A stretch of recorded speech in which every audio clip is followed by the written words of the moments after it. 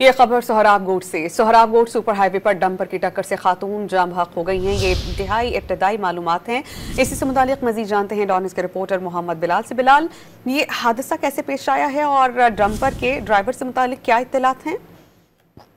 जी बिल्कुल, देखिए सोहराबगोट super highway पर डंपर की टक्कर से खातून जामा को जिसकी लाश को ज़ाब्ते कार्रवाई के लिए अस्पताल मुंतकिल कर दिया गया। पुलिस हुकाम की जानिब से भी इब्तदाई तौर पर ये मौक़िफ़ सामने आया है कि सुपर हाईवे के मकाम पर डंपर की जद में आकर खातून जामा को खातून रिक्शे से उतर रही थी कि डंपर ने टक्कर मारी। डंपर के नीचे आकर खातून कुचली गई है, जबकि डंपर ड्राइवर मौके से फरार हो गया है, जिसकी तलाश पुलिस की जानिब से शुरू कर दी गई है। पुलिस की जानिब से ये बताना है कि खातून की शनाख्त 55 साल शाहिदा के नाम से हुई है, जिसकी लाश को ज़ाब्ते कार्रवाई के लिए अस्पताल मुंतकिल कर दिया गया है। जी, बहुत शुक्रिया मोहम्मद बिलाल।